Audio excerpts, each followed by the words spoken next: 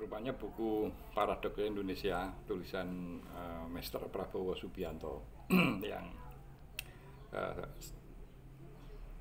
based on schedule itu nanti Oktober akan dilantik sebagai Presiden Republik Indonesia itu paling tidak akan menjadi guiding untuk menjalankan pemerintahan selama 5 tahun ke depan ya. Mr. Prabowo beruntung karena sudah menuangkan gagasannya dalam bentuk tulisan, dalam bentuk buku yang itu bisa dibaca oleh semua rakyat Indonesia yang baik membeli maupun sekedar mendengar atau mengulik intisarinya. Kemudian juga apa yang sebagaimana saya singgung pada obrolan yang lalu bahwa Prabowo menekankan our people not our minerals, artinya sumber daya manusia itu lebih penting itu bukan berarti mineral tidak penting, tetapi yang paling penting adalah sumber daya manusia. Nah ini Mr. Prabowo itu memperoleh saya kira ada referensi bagus yang bisa digunakan untuk menjalankan pemerintahan ke depan, yaitu sama-sama paradoks tapi itu terjadi di Chili ya, di mana peristiwa Oktober 2019 yang dikenal dengan The Chilean Paradox itu bisa jadi referensi yang sangat bagus untuk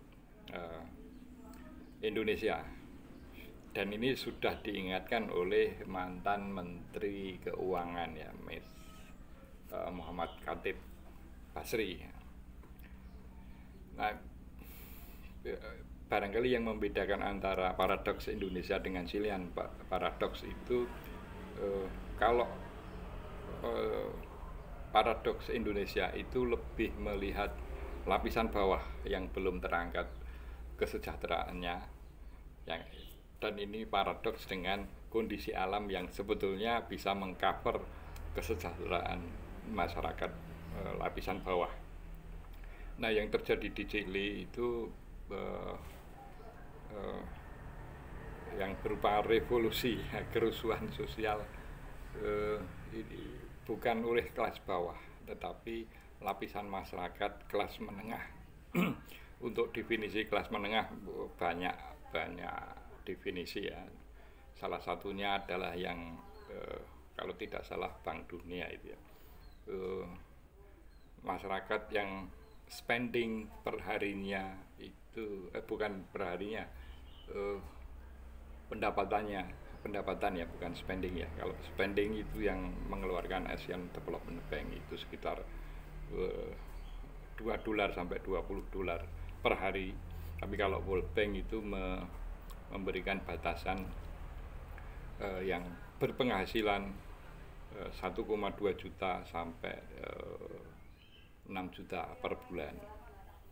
Itu masuk kategori kelas menengah. Meskipun itu ya agak meragukan kalau 1,2 juta itu masuk kelas menengah. Misalnya buruh pabrik tidak usah jauh-jauh dari kawasan sini yang UMR-nya sekitar ya taruhlah 1,7 juta, itu sudah masuk kelas menengah kalau berdasarkan kriteria Bank Dunia. Tetapi begitu buruh tadi itu berkeluarga, mempunyai istri, itu langsung menjadi masyarakat lapisan bawah. Nah, apapun itu, bahwa yang terjadi di Chile itu adalah satu paradok di mana pertumbuhan ekonomi tinggi, kemudian pemerintahannya berhasil mengurangi secara drastis penduduk miskin, tetapi justru terjadi kerusuhan. Karena apa?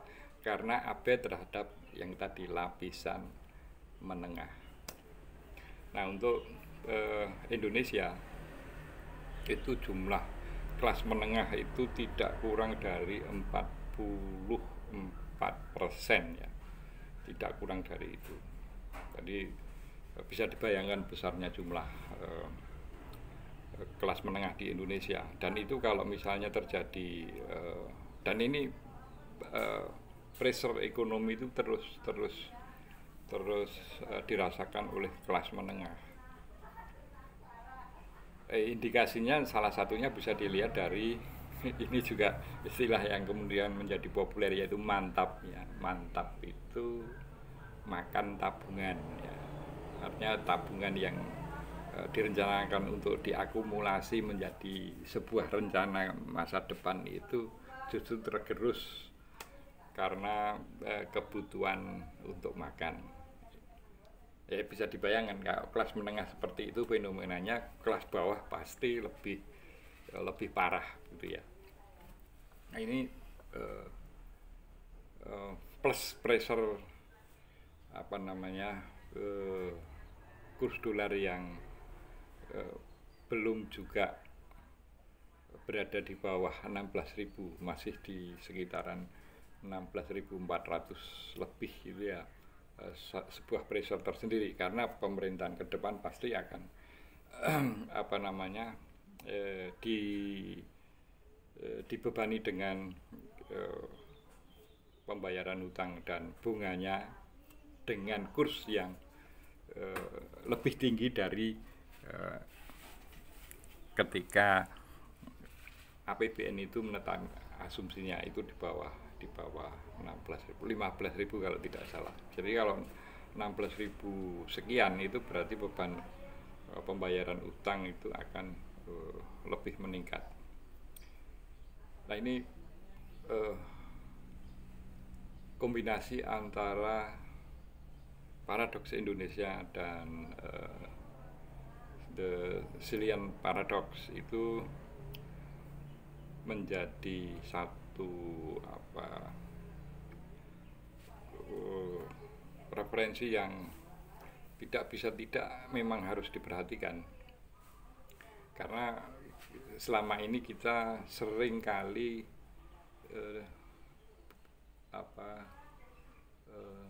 menganggap hal-hal yang sebetulnya itu menjadi fakta meskipun itu terjadi di luar Indonesia, itu kita anggap itu tidak akan terjadi di Indonesia. Nah ini yang menurut saya apa yang diperingatkan oleh Muhammad Khatib Bisri itu saya kira perlu mendapatkan perhatian. Salam konstitusi.